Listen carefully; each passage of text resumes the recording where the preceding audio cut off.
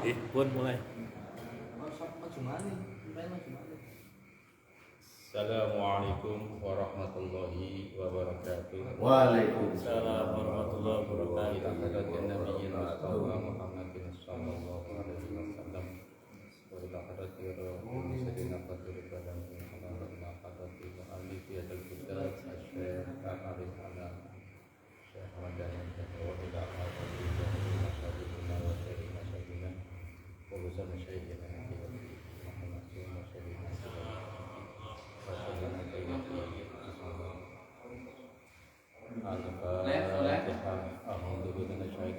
Bismillahirrahmanirrahim.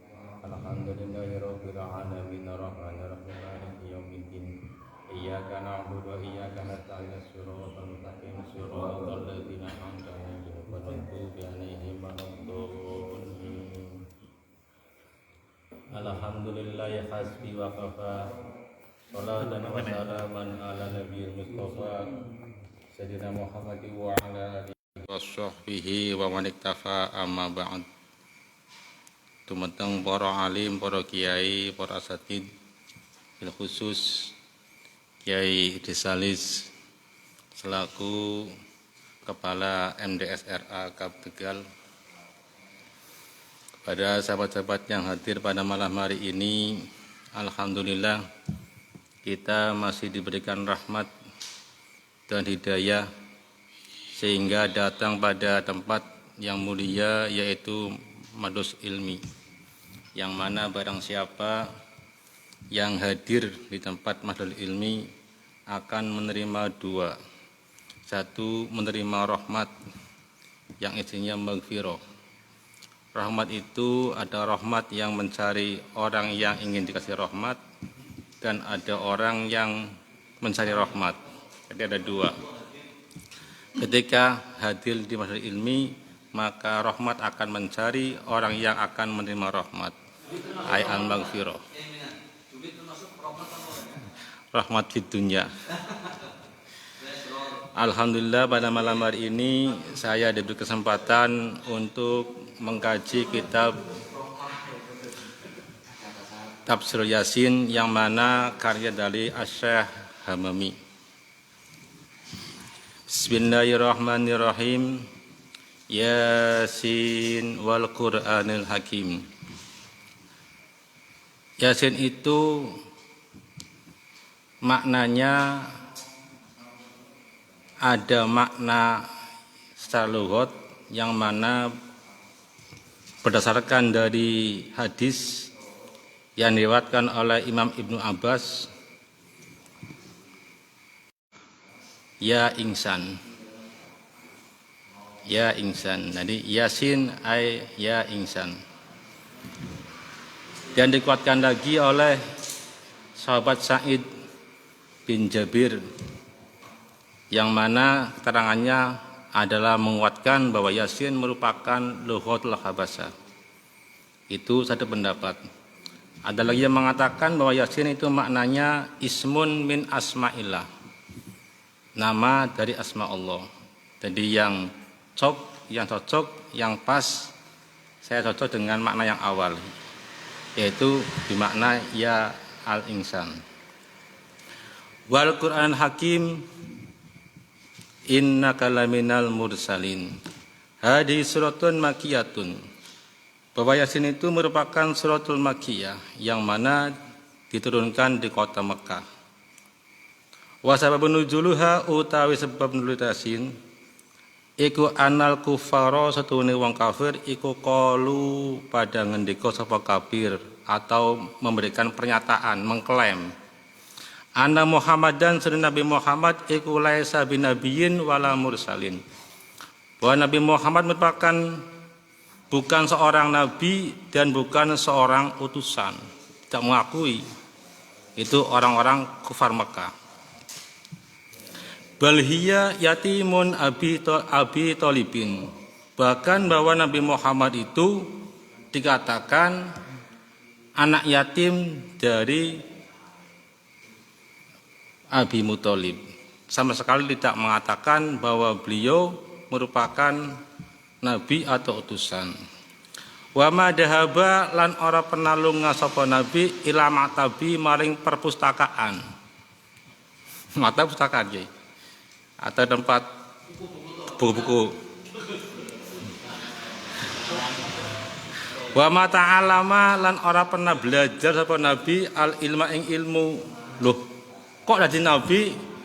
Kok dadi rasul padahal tidak pernah belajar ilmu? Maka itu klaimnya orang-orang kafir. Fa kaifa yasiru nabiyan fa kaifa mangka kali apa iku yasir dadi sapa Nabi Muhammad iku nabiyan dadi nabi. Lho kok wong enggak pernah belajar, enggak pernah membaca kitab atau sekolah, belum pernah guru bisa dikatakan nabi ataupun rasul. Ini dari mana dalilnya? Iya. Jadi walhasil angga sekolah berarti jadi orang dari nabi. Ini dasarnya enggak pernah belajar kok dikatakan nabi dan rasul. Maka ditolak oleh orang-orang kafir.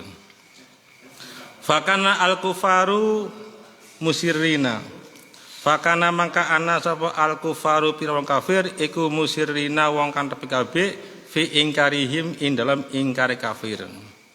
Nah itulah asbab daripada Yasin turun karena menolak tentang keberadaan Nabi Muhammad sebagai nabi dan sebagai utusan.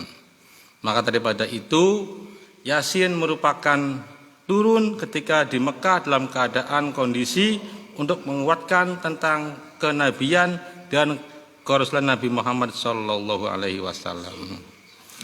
Faradda mangkan nolak sapa Allah taala qala kufari ing statemente wong kafir. Wa anjala lan nundakan sapa Allah hasurati ila surah wa syahidah lan nyaksain sapa Allah bidati lan nabi al jalil kang agung fi hatihi wa nubuwatihi. Fi hatihi ing dalam nabi wa nubuwatihi lan sifat kenabian nabi. Akhirnya Allah memberikan penolakan terhadap ucapannya atau statementnya orang kafir bahwa Nabi Muhammad SAW merupakan Nabi yang diturunkan di bumi dengan bentuk, dengan membawa risalah yaitu berupa kitab. Nah, inilah Yasin diturunkan ketika dalam kondisi Nabi Muhammad ditolak oleh orang kafir. Jadi risalah itu merupakan pokok ajaran Nabi Muhammad SAW yang dalamnya yaitu berupa wahyu yang kemudian diberikan kepada manusia agar memeluk agama Islam. Yang mana ada pernyataan bahwa Nabi Muhammad SAW sebagai Rasul itu dalam surat Al-Maidah dikatakan walikulli ummatir rasul fa idza jaa rasuluhum qudiya bainakum bil qisti wa hum la yudlamun. Itu penguatan daripada bahwa Al-Qur'an juga menerangkan tentang Nabi Muhammad sebagai rasul.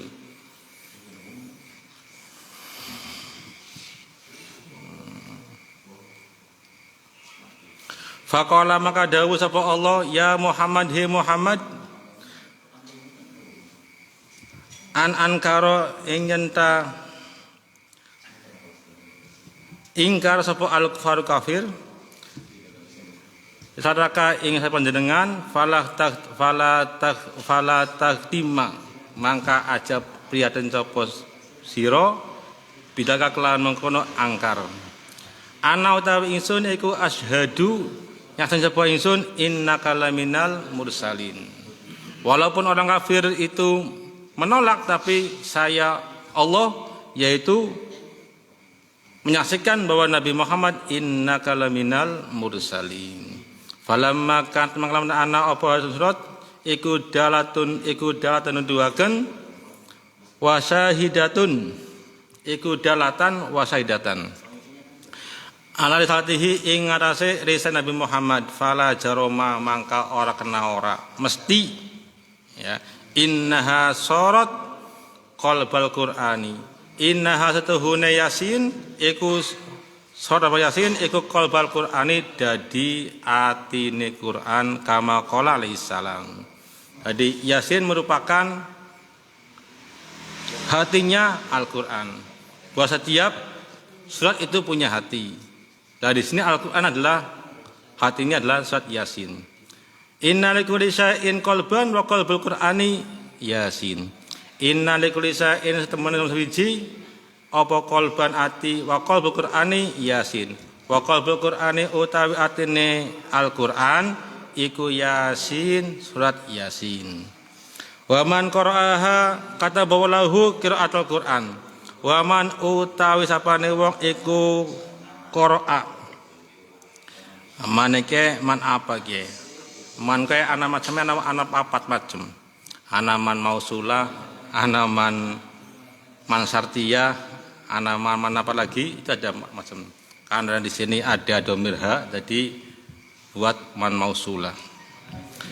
Wa man ut tasapane wong iku qara'a kang maca sapa man ha ing Yasin kataba iku nulis sapa Allah Gusti Allah lahu maring man qiraatul Qur'ani ing maca Al-Qur'an asramatin kelawan 10 ambalan.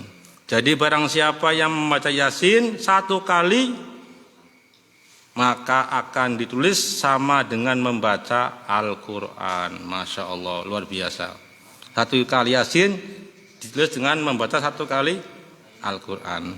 10 ambalan. 10 ambalan membaca Al-Qur'an bandingannya. Jadi 10 hataman. 10 hataman. Nah 10 hataman kalau kita 1 hataman berapa hari? Kalau umpama kita 1 hari 1 hataman, 1 hari 1 juz, berarti 30 hari kesuwen. Lebih baik baca Yasin 1 kali akan ditulis menjadi 10 kali bacaan Al-Qur'an. Allahumma amin. Iya, kota imam taraweh anda cepet Yasin Allah Akbar ya gue bisa 5 menit. Oke, tarawih 5 menit ya gue.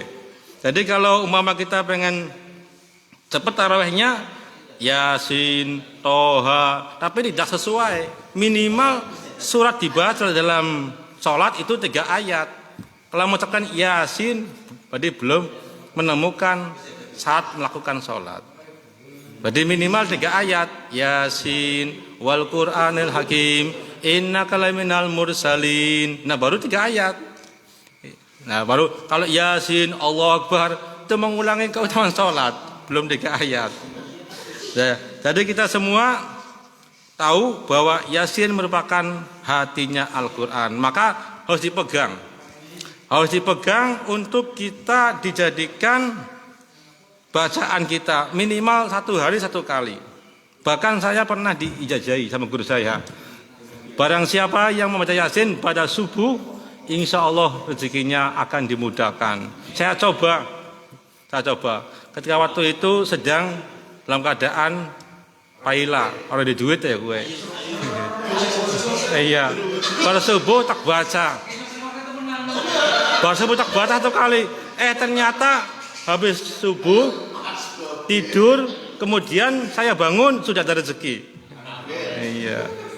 Dan ada satu keterangan di kitab Mujarrad buat barang siapa yang membacakan Yasin kulina tidak akan jomblo selamanya.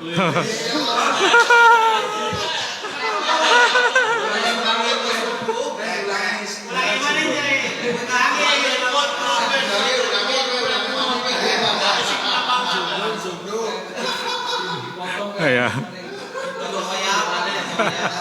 Iya, itu ada keterangan. Ada keterangan dalam kitab Ad-Darabi. Saya dulu pernah jomblo. Iya, saya dulu pernah jomblo. Saya nikah tahun umur 30 tahun. Ya, pada rencana saya nikah 28 mau nikah. Tapi ternyata nikah sampai 32. Nah, ketika saya umur 30 tahun sudah gelasahan. Paham gelasahan? Bisa nikah? Iya. Apa? Bisa nyong ke orang payu-payu. Kan dia mau seneng akeh. Ya gue nyong guru ya gue. Bisa ke orang jodoh orang temu ya gue. Nah, tak baca Yasin setiap malam. Ternyata mendekati usia 31 sudah ada titik terang. Akan menemukan calon pendamping. Cuma waktu itu masih di pondok, belum ketemu. Yasin 1 kali. Jadi ada khasiat barang siapa baca Yasin, Yasin 1 kali, insya Allah tidak mengalami jomblo. Jadi khusus jomblo. Yang galdino ayo kowe. Kan man amila, man qoro'a. Lo kan sehari. Kan berhari. Iya, diniati ya Allah. Ya Allah, dengan baca Yasin supaya saya ditemukan jodohnya atau ditemukan calon pasangannya. Itu merupakan hasil dari Yasin. Makanya nang kene iya, ada mucarabatun. Itu surat Yasin. Itu barangkali yang masih jomblo mau coba-coba. Tapi dengan keyakinan yang pas. Dengan keyakinan yang khusyuk, yang niat yang baik. Jadi caranya begitu, bismillahirrahmanirrahim. Ya Allah, saya minta barokahnya Yasin. Baru Yasin wal Qur'anil Hakim. Nah, terus nanti selesai doa lagi, ya Allah, semoga saya ditemukan jodoh saya dengan barokahnya Yasin. Bukan, dengan bahasa ya gimana? Kalau kasusnya jomblo. Iya. Kalau yang sudah punya istri. Iya. Apakah bisa diterapkan? Ya Allah, kalau jodohnya masih ada kan? Iya. Masih hidup, bisa enggak? Oh, insya Allah bisa. Insya Allah bisa. Oh, itu Pak Ustaz. Insya Allah bisa ya gue. Iya. Iya. Lanjut. Ya. Wa kama qala Ali sallallahu wasallam, inna wa ta'ala qara'a surat Yasin wa toha qabla. Inna allaha satana Gusti wa ta'ala iku qara'a maca sapa Allah Yasin wa toha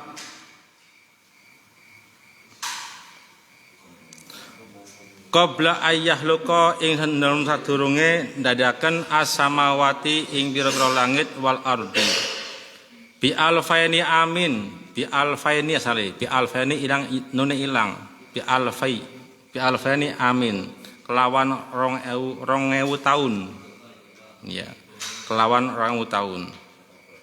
Ini ketika Allah mau menciptakan bumi dan langit, ternyata Allah juga membacakan Yasin dan Toha. Surat Toha ya. Ya. Itu selisihnya bi alfi amin, bi alfani amin, bi alfi amin. Falamma sami'at mangka semana krungu sapa malaikat qalu pada malaikat tuba begja. Li umati Muhammadin maring umat Nabi Muhammad nuzilak kanutake alesi umat ovo hatani suratani ikilah surat loro tuba liman tahmilu watu balan begja liman kade wong tahmilu kang gawa sapa man bihima kelawan surat Yasin dan surat Toha watu balan begjo sapa watu balan begja kumayangan li al silatin maring perolisan tatakan lama kang guneman atau kang maca sapa man bihima kelawan hataini surataini. Ya, di sini malaikat pun menyaksikan begja bagi umatnya Nabi Muhammad yang telah diturunkan 2 surat, yaitu surat Toha dan surat Yasin. 1. Yang kedua, begja bagi orang yang hafal. Hafal ya, bukan sekedar Yasin tok. Dari kebanyakan hafal Yasin tok kayak gue. Iya. Hafal Yasin bihima itu begja. Waktu li asnati dan begja bagi orang yang senantiasa membaca Yasin. Jadi insya Allah ya orang rugi. Sehingga ada pernyataan gimana ya? bahwa ketika kita menghadapi sakratul maut supaya mendapatkan rahmat, maka yang dibaca adalah suratul Yasin. Iqra'u ala mautakum. Seperti itu. Ya. Iqra'u Yasin ala mautakum. Dan surat Toha. Inilah sebuah keutamaan kita membaca Yasin. Mudah-mudahan dengan niat yang baik, dengan niat yang cari barokah, kita dimudahkan urusannya, dimudahkan jodohnya, juga dimudahkan segala urusan dunianya. Iya. Ya, Yasin.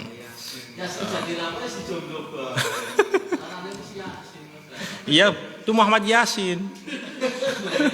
Pasti ada nama Muhammad Yasin. Saya belum pernah menemukan nama Yasin. Pasti ada awalnya Muhammad Yasin. Gus Yasin siapa namanya? Ted Yasin. Pasti ada. Karena ini kan kalau asma Allah harus dikasih awalan. Ar-Rahman Abdurrahman. Ar-Rahim Abdurrahim. Iya. Iya. Dan ketika kita membaca asma Allah itu pasti ada lafaz ya nida, ya Latif. Ya Rahman. Tidak boleh diucapkan Rahman enggak boleh. Seperti itu ada ya nidanya. Iya. Oh, ada kudan anak-anak bahaya kok. Iya. Iya. Angga saya usul, bisakah kita mendatangkan hujan? Jangan mandi hujan. Saya belum pernah ada ijazah yang memberikan untuk mendatangkan hujan. Iya. Iya. Kalau tapi kalau umpama daf'ul mator kayaknya banyak. Yang sederhana kita baca ayat kursi. Iya. Ayat kursi. Ayat kursi baca, nanti ketika lafaz terakhir wala ya'uduhu dibaca 7 kali. Iya. Sambil apa? Sambil isyarah. Sambil isyarah ke atas. Iya. Wala ya'uduhu nanti diteruskan sampai akhir ayat. Nah, seperti itu. Wah, bukan. Iya. Itu kita semua tentu dengan keyakinan kita. Jadi harus yakin, tidak boleh. Nah, nanti di akhirnya Yasin ada innama amruhu innama amruhu idza adasan ayak lahukum fayakun. Fasubhanalladzi biyadihi malakutu kulli syai'in. Nah, itulah situ kuncinya. Jadi setiap zat pasti ada, yang khos itu ada. Iya. Contoh Al-Waqi'ah. Jenengan mesti maca Al-Waqi'ah apa sih?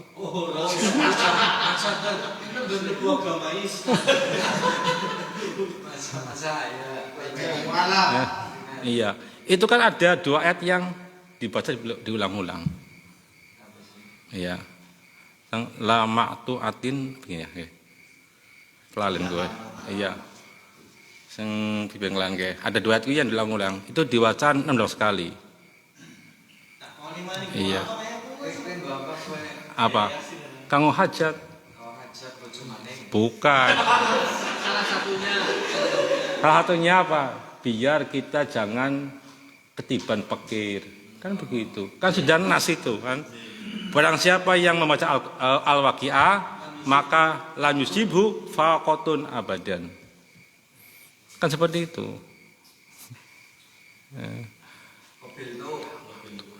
Kobil tu monggo, ayo gue.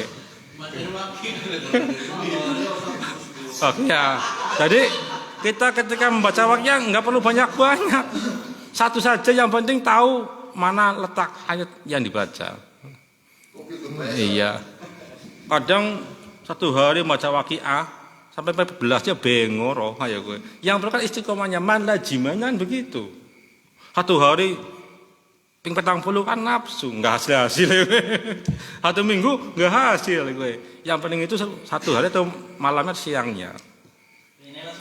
Iya, pengen langsung ijabah ya gue. Iya. Butuh proses. Ketika kita mampu 40 hari, terus sampai setahun, minimal 3 tahun istiqomah. Ya, minimal 3 tahun istiqomah. Seharusnya itu kita kaum Ansor harus berwaqiah agar kita ekonomi kita harus dipermudah, dilancarkan, diperkuat.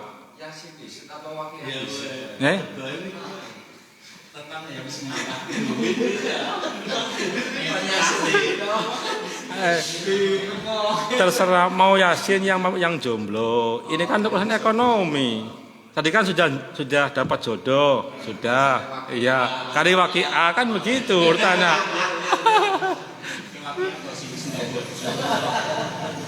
Iya.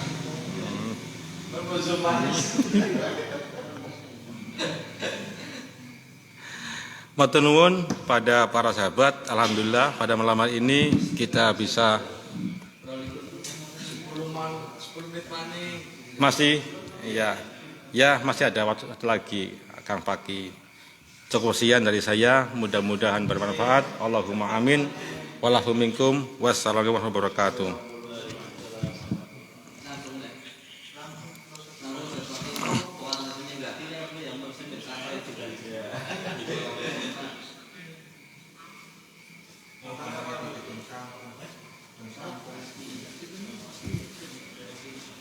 Ya Allah. Yang kami.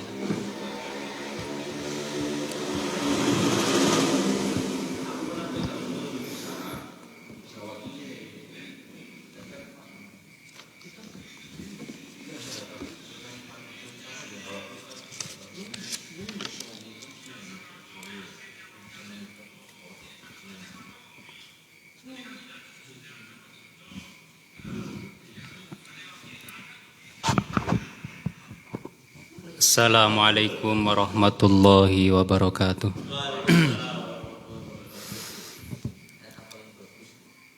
Ala dhiniyah wa ala kulli niyatin sholihah bi niyatil qabuli wal usul ila hadratin nabil mustafa rasulillah Muhammadin sallallahu alaihi wasallam wa alihi wa azwaji wa auladi wa jami'i masyayikhina wa masyayikhikum wa asatidatina wa asatidatikum khususan li hadrati musannifi hadzal kitab. Nafa'ana Allah bi'ulumi fitarain. Syaulillahi lahumul fatihah. A'udzu billahi minasyaitonir rajim. Bismillahirrahmanirrahim. Alhamdulillahi rabbil alamin. Ar-Rahmanir Rahim. Maliki yaumiddin. Iyyaka na'budu wa iyyaka nasta'in.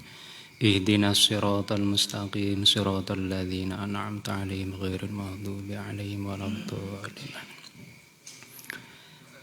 Bismillah, alhamdulillah, wassalatu wassalamu ala rasulillah Sayyidina wa habibina wa maulana Muhammad ibni Abdillah wa ala alihi wa ashabihi wa man tabi'auda amma ba'dah. Hadratal mukarramin wal muhtaramin, para kiai, para asatiz ingkang kawula hormati lan kawula mulyakaken, khusus bi dzikri panjenenganipun Al Mukarram Kiai Idris Salis, Ketua MTSRA Rijalul Ansor,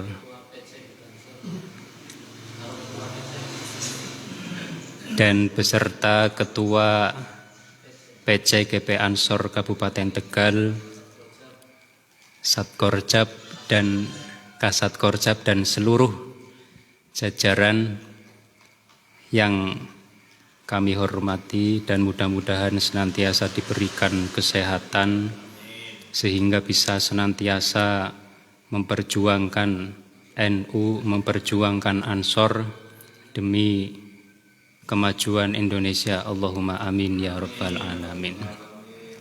Sahabat-sahabat yang saya hormati, pada kesempatan kali ini kami akan membacakan kitab Qissatul Mi'raj yang menceritakan tentang sejarah perjalanan Isra Mi'rajnya Nabiyuna Muhammadin sallallahu alaihi wasallam. Mudah-mudahan kita bisa mengambil hikmah dari apa yang diceritakan dalam kitab ini.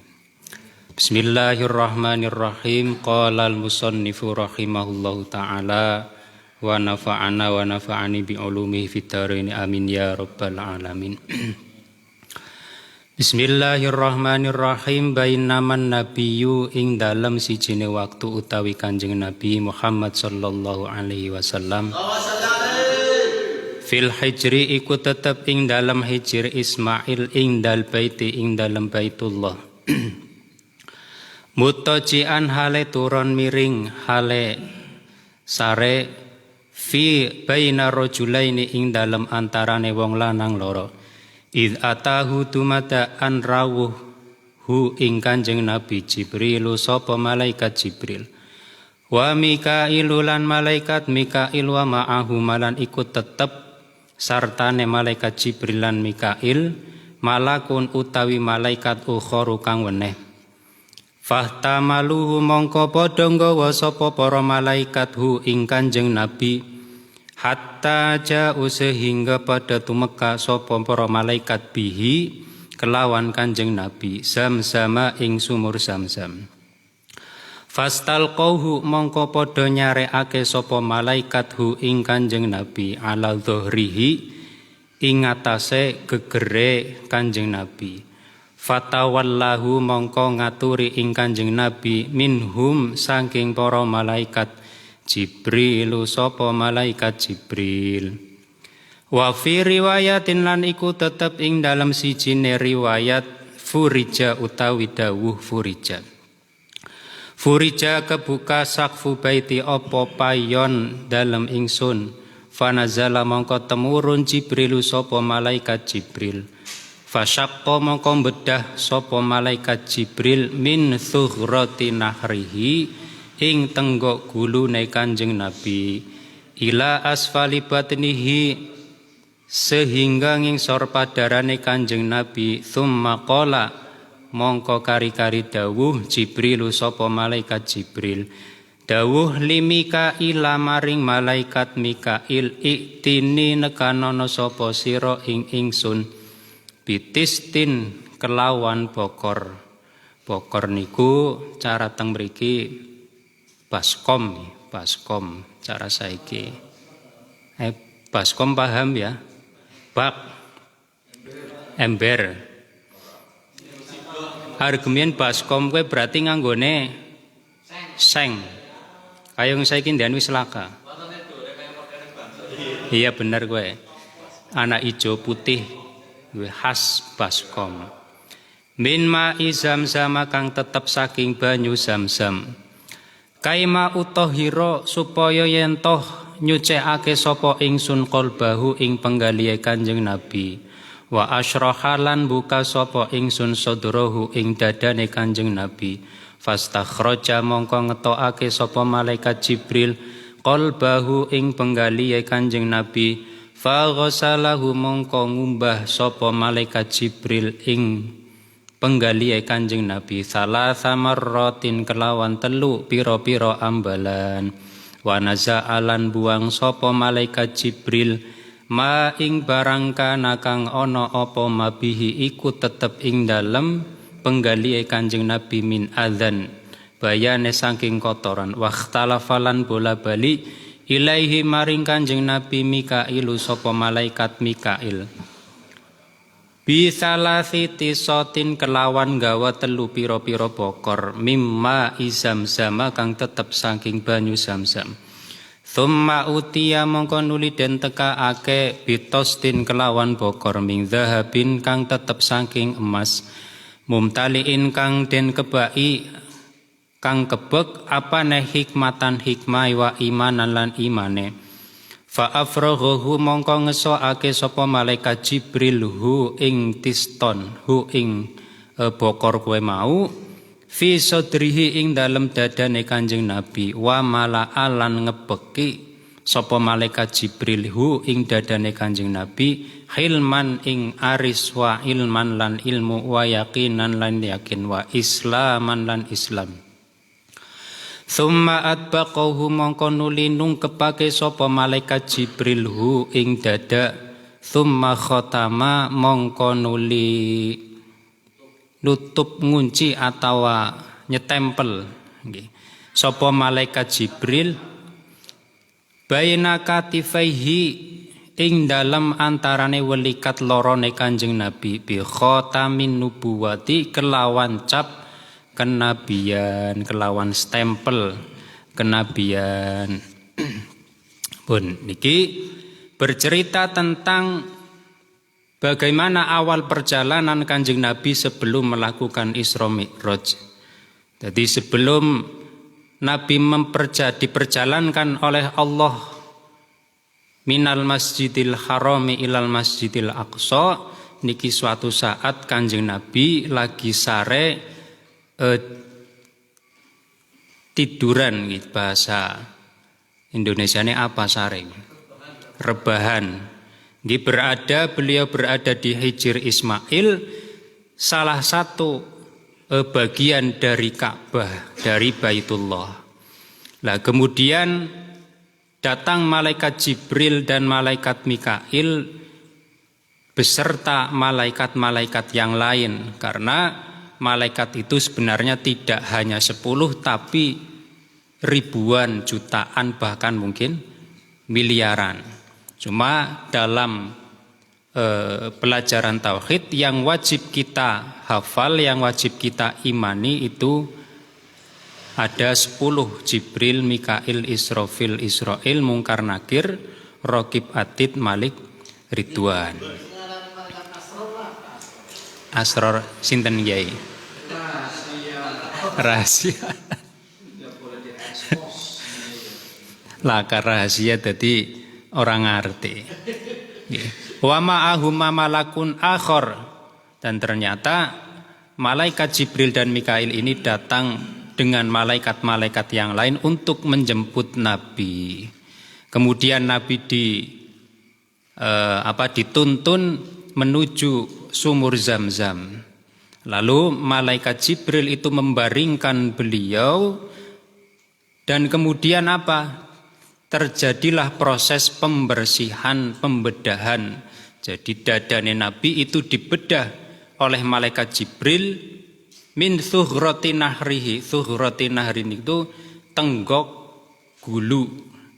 Bayangan saya itu berada di baina katifaihi, di bawah gulu leher itu kemudian dibelah, di bawah kerongkongan dibelah, lalu diambil hatinya Nabi itu, kemudian dibersihkan, disucikan oleh malaikat Jibril dengan menggunakan air Zam-Zam.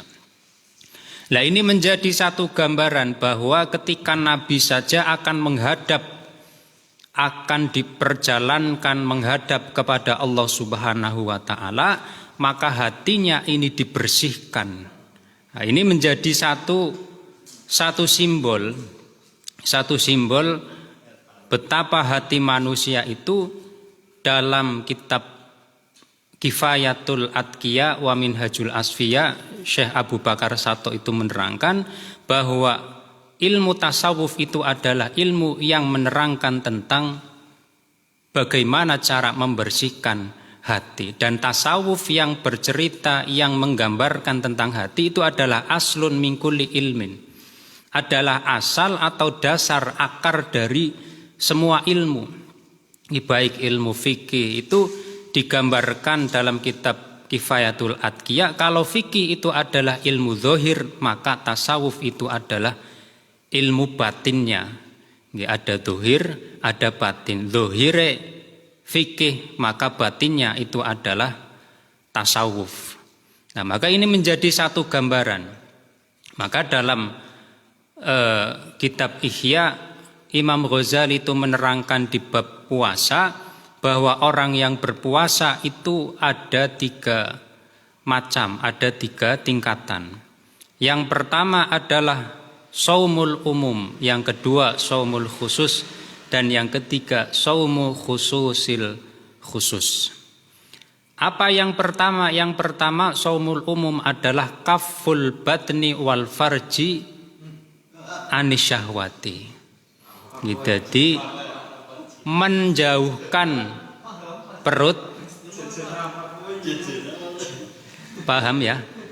Kaful batni mencegah perut, nggih, menjaga perut dan yang di bawah perut.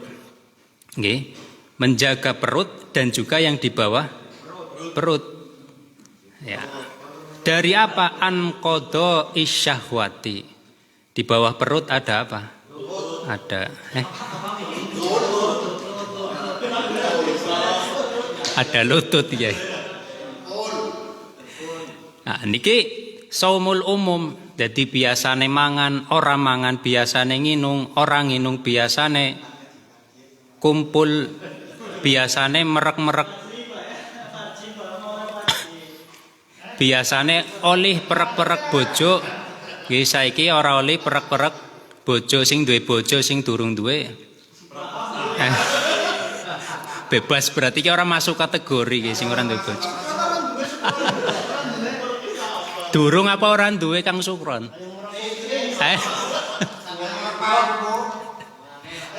Ayo ndongaken ae padha ora payo. Nah, ini saumul umum. Puasane wong umum, wong awam itu berarti apa? Menjaga, menjauhkan perut dan juga menjauhkan farji atau alat kelamin dari mendatangi syahwatnya kedua itu. Jadi biasane mangan, orang mangan, biasane nginung, orang nginung, biasane kue ketemu kumpul karo bojo, ya. Saiki puasa ora oleh. Angger awan tapi.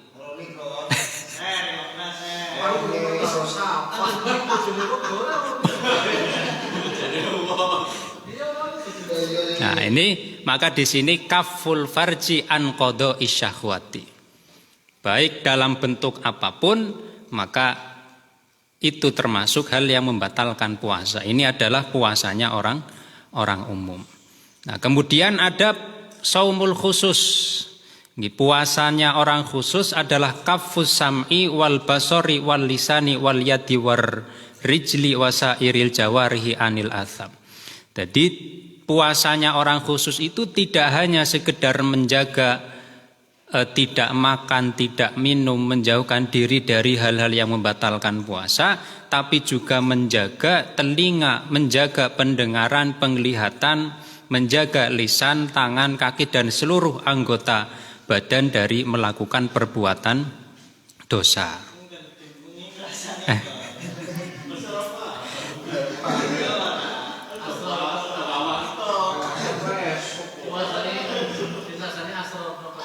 Asror rahasia. Nah, niki maka ada satu cerita di zaman Nabi itu ada dua orang perempuan ketika sedang melakukan puasa. Ini ternyata sudah sore jam 3 jam 4. Ini dua orang wanita ini nggak kuat, wetenge melilit, nggih, ngorong ngelih, kayong-kayong pan semaput, seolah-olah pan pingsan. Akhirnya dua orang wanita ini memerintahkan seorang laki-laki mengutus seseorang kepada Kanjeng Nabi untuk bertanya, bagaimana Kanjeng Nabi, kita puasa ini kalau dibatalkan bagaimana hukumnya? Nah, ternyata jawaban Nabi tidak langsung menjawab, justru Nabi itu membawakan sebuah mangkok, sebuah wadah, kemudian berikan kepada sang utusan itu, ini berikan kepada dua wanita tersebut.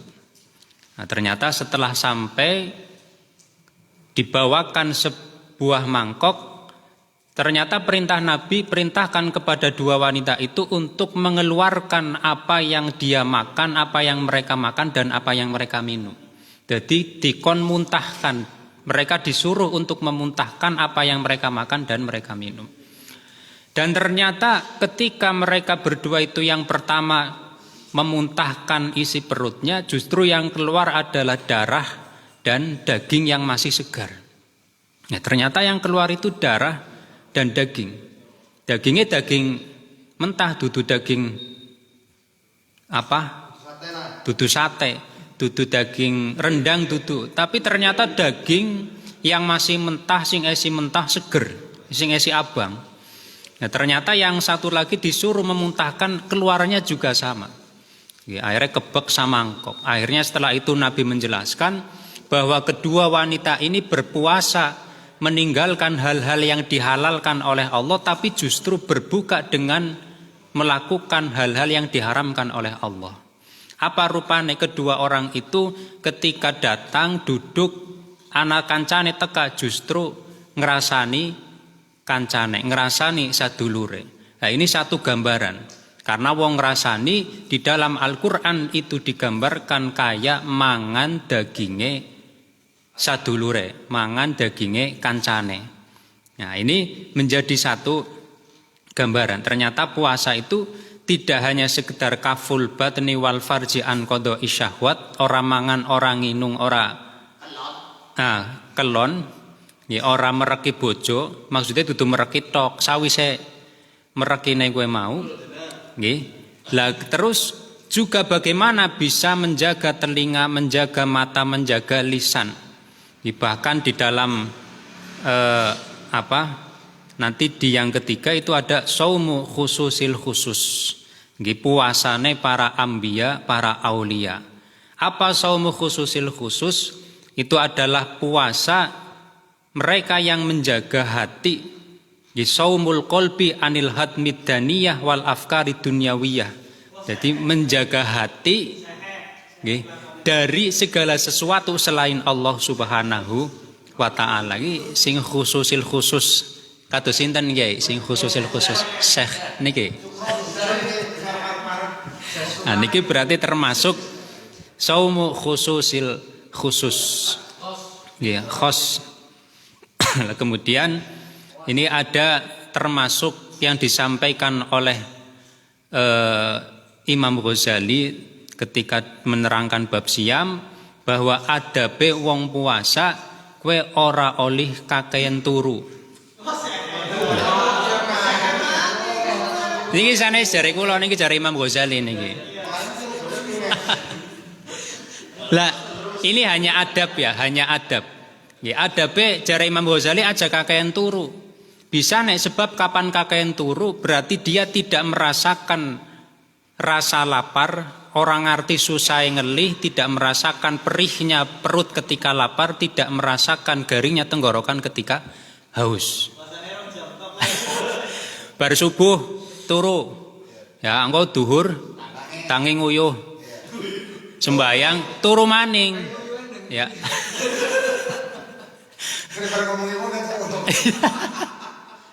Asar engkau tangi sembayang turu maning tangi maghrib. Iki berarti kan tidak merasakan abote wong puasa, ngelih kowe kaya ngapa, ngorong kowe kaya ngapa. Tapi justru menurut Imam Ghazali aja kakek turu enda bisa ngerasakna larane merasakan bagaimana rasanya lapar dan haus. Justru karena dengan rasa lapar dan haus itulah nanti seseorang itu akan dibersihkan hatinya, sedikit demi sedikit akan dibersihkan hatinya melalui puasa. Niki adab Kiai, adab. Nah, niki jare Imam Ghazali. Nah, maka dari sini apa pentingnya membersihkan hati. Ini termasuk puasa itu juga sebagai salah satu sarana untuk membersihkan hati kita, sebagaimana Nabi yang akan menghadap Allah itu juga dicuci hatinya oleh malaikat Jibril. Karena niku kula pernah suatu saat pan mangkat ngaji teng Kyai Subhan niku wonten rencang taken. Ada satu ayat ittabi'u man la yas'alukum ajro. Nah niku pemahaman niku pripun. Nah ternyata sampai waktu teng mobil niku tidak ada yang bisa menjawab. Saya kan anak kiai, anak ulama, berbagai macam ulama, tokoh. Ternyata sampai sana Ki Subhan niku pas nerang jawab niku. Jawabnya pas kowe. Beliau bercerita Gus Koyum niku setelah beliau sowan teng Gus Koyum kali Jamiah Mutabiul Ulama, beliau menceritakan Gus Koyum dawuh bahwa ulama yang harus kita ikuti niku ada 3 kriteria. Yang pertama syakhsiyatun fil ilmi. Bahwa kepribadian dalam hal keilmuan. Artinya secara keilmuan dia itu punya nasab, punya sanad, punya guru dari guru dari guru dari guru. Makanya kita di NU, kita di Ansor itu wis mesti bener lah. Karena kiai kita, guru kita jelas dari pesantren yang itu secara sanad pasti sambung ila Rasulillah Muhammadin sallallahu alaihi wasallam. Ini yang pertama. Jadi kapan melihat ilmu, melihat kiai, melihat ustadz, melihat ulama, dilihat keilmuan, sanad keilmuannya. Yang kedua, syakhsiyatun fil amal.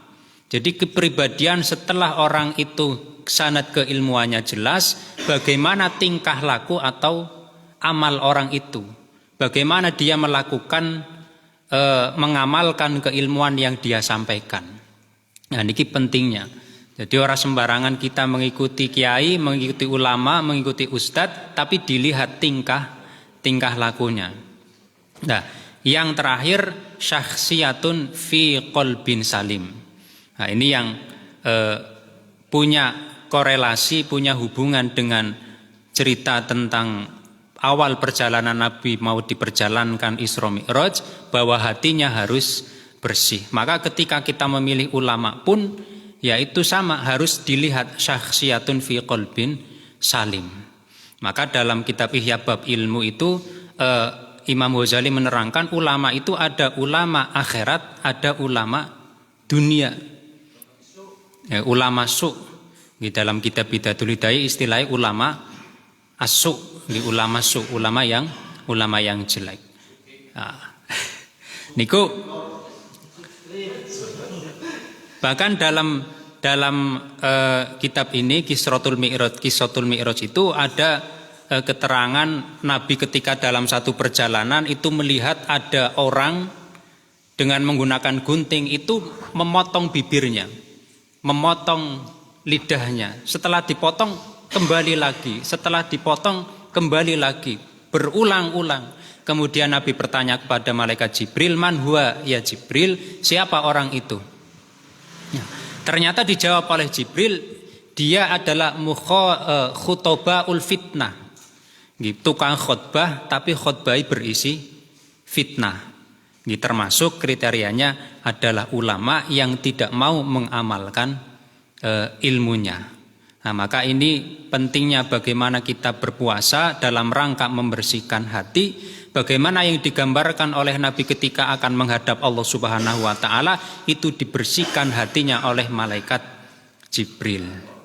Nah, ini kemudian mungkin yang terakhir ini ada salah satu keterangan dari Imam Ghazali di kitab Ihya itu, bahwa adabnya orang puasa salah satunya adalah ketika berpuasa, ketika berbuka puasa itu tidak berlebihan. Jadi pas buka puasa orang kaya wong dendam, dihitung esuk, ora sarapan, awan, ora mangan. Oh berarti nyongko angger buka mangane 3 piring. Nah, biasane 2 centong, saiki pada bisa piring tapi 6 centong munjung. Nah, ini tidak boleh. Ketika seperti itu maka jare Imam Ghazali beliau mengatakan la maknalah, puasanya itu tidak memiliki makna apa-apa. Nah, karena dalam rangka puasa itu membersihkan hati, ini termasuk bagian dari ilmu tasawuf, di mana kita tahu bahwa lambang dalam Ansor sendiri itu kan ada 3 segitiga, segitiga. Itu melambangkan satu ada ilmu tauhid, yang kedua ilmu syariat, yang kedua adalah hakikat atau tasawuf. Bahwa itu semuanya harus seimbang, baik dari akidah atau ilmu tauhid, ilmu kalam, kemudian dari syariatnya, dari bagaimana kita mengamalkan fikihnya, cara wong puasa kowe berarti syarat rukune, apa yang membatalkan sunah-sunahnya itu kita tahu dan kita lakukan. Yang terakhir adalah dari ilmu tasawuf. Nah, ini maka kita sebagai kader Ansor tentunya harus tahu, tidak hanya jabane tok, fikih tok, tapi tauhidnya dasarnya juga tahu, tasawuf juga bisa melaksanakan. Sebagaimana disampaikan oleh Syekh Abu Bakar Sato, bahwa tasawuf itu adalah aslu kulli ilmin, dasar atau sumber dari segala ilmu. Maka mudah-mudahan apa yang kita laksanakan, puasa yang kita lakukan ini menjadi satu momentum, menjadi satu alat wasilah untuk membersihkan hati kita, sehingga nanti setelah puasa hati kita semakin bersih dan semakin mudah dalam rangka melaksanakan ketaatan ibadah apa yang menjadi perintah. Setahun puasa terus. Oh iya, berarti beres weh. Tapi ora oli yo, puasa terus ora oli yo. Iya, kan ana sing haram puasa. Apa bae? Apa bae Dad? Idul Fitri, Idul Adha, Tasyrik, wis 5 hari. Iya. Berarti ora kena setahun, tetap ora pepek setahun ya. Ana 5 dina. Iya, dalail kan ora oli ya. Sing maksudnya puasa terus menerus 1 tahun.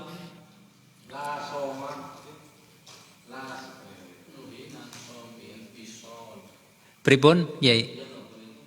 Wisol nggih, wisol nggih.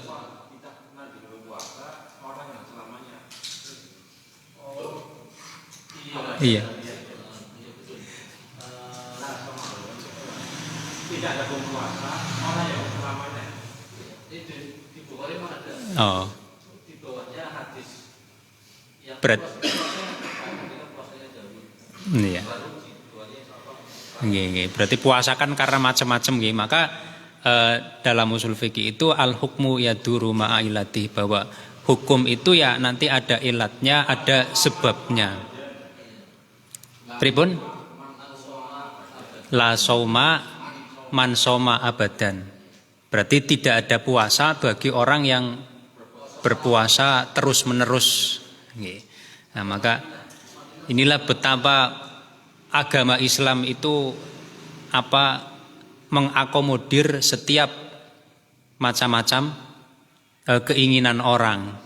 Maka dalam kitab Hikam itu ada lamma alimal haqqu wujudal malal lawana lakat ta'at wa alima ma fika min wujudi syarah fahajara fi batil awqat. Maka ada ibadah-ibadah waktu-waktu di mana kita dilarang melakukan ibadah. Fahajaraha fi batil awqat. Termasuk puasa, ada hari-hari yang itu kita tidak boleh berpuasa. Idul Fitri, Idul Adha, Yaumut Tasyrik, karena itu adalah hari jamuan Gusti Allah. Kita semua orang Islam itu berpesta dalam rangka menikmati apa yang diberikan oleh Allah Subhanahu wa taala. Mungkin itu sedikit yang bisa saya sampaikan. Mudah-mudahan barangkali ada yang bisa diambil manfaatnya. Alhamdulillah, semata-mata itu dari Allah Subhanahu wa taala. Apabila ada kesalahan, kami mohon maaf yang sebesar-besarnya. Billahi taufiq wal hidayah. Wassalamualaikum warahmatullahi wabarakatuh.